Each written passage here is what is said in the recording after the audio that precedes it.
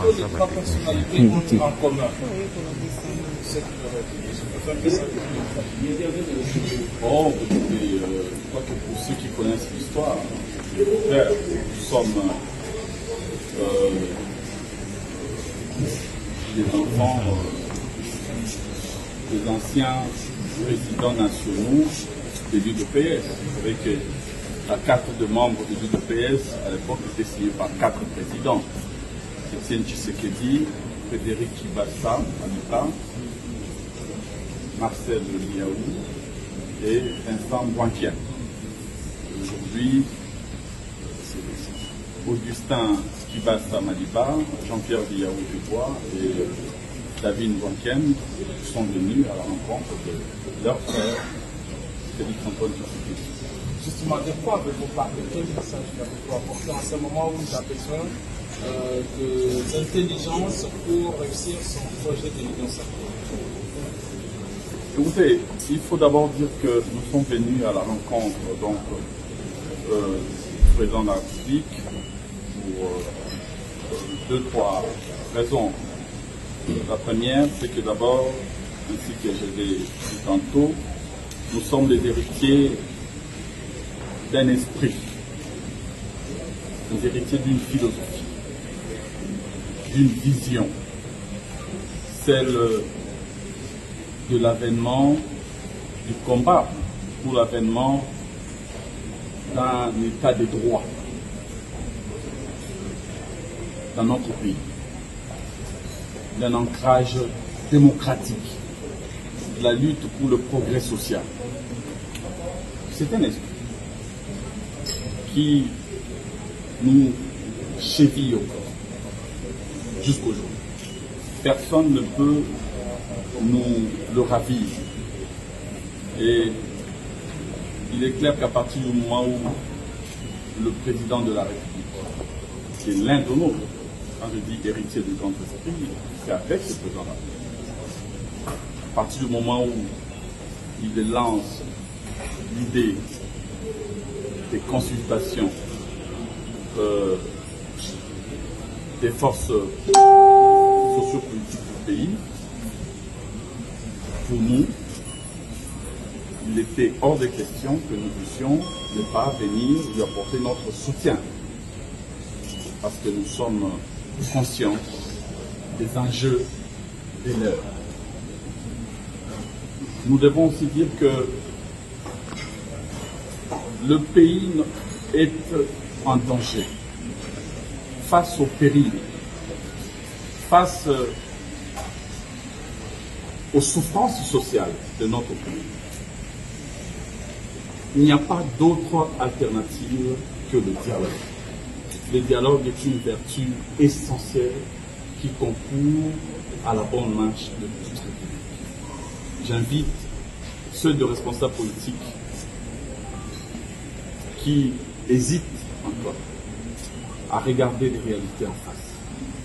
Que les responsables politiques apprennent à descendre le vitre de leur 4x4 teinté pour regarder les réalités en face. Le pays va mal. Il faut agglutiner les intelligences. Il faut rassembler les énergies pour que nous puissions ensemble réussir à ouvrir de nouvelles perspectives. Des perspectives politiques pouvant aider les peuples à renouer avec l'espérance. Je l'ai toujours dit, la plus grande bataille qui nous reste à mener dans ce pays, c'est sans nul doute celle pour le triomphe de l'intérêt général sur tout autre intérêt.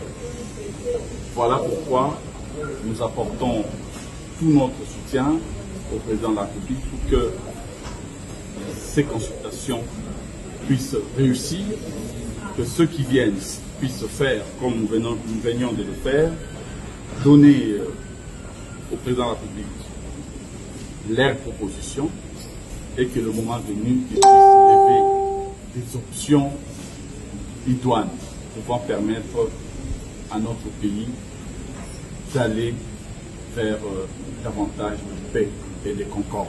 Jean-Pierre Liaou, quand vous vous adressez aux leaders politiques qui hésitent encore de pouvoir venir, comme on dit, rencontrer le président de la République et donner leur point de vue, est-ce que vous vous adressez aussi au Front commun pour le Congo?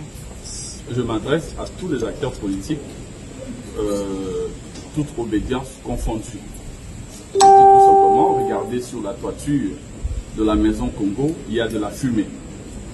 N'attendez pas de voir du feu pour venir l'éteindre. Cherchez le foyer de feu là où il y en a déjà dans la maison, parce que la fumée indique déjà qu'il y a du feu quelque part. Un petit foyer qui risque d'embraser la maison. Et donc nous pensons qu'il faut du pragmatisme, qu'il faut que chacun puisse prendre au sérieux ce qui se passe dans le pays et agir en conséquence. Je dirais que pour ceux qui vont certainement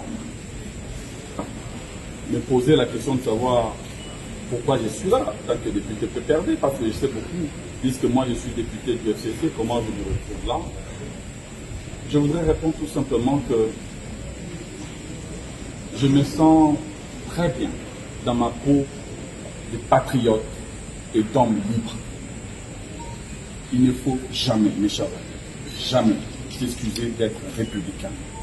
Je considère que là où se discutent les problèmes des Congolais, les problèmes du Congo, là où se joue les saluts de la nation, moi en tant que député national, élu du peuple, je me dois d'être là. Parce que mon seul objectif, c'est le bien-être général.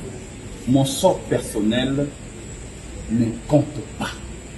Quand on veut sauver la patrie, quand on veut sauver la nation, il faut savoir se départir de ses intérêts mesquins, personnels, privés. Ça ne compte pas. Mon sort personnel ne compte pas. Je suis venu en tant que député PPRD. Je sors du palais de la nation en tant que député PPRD. Je suis député de la nation. Je reste député de la nation. Rien ne change. Ici, il n'y a pas une opération de débauchage.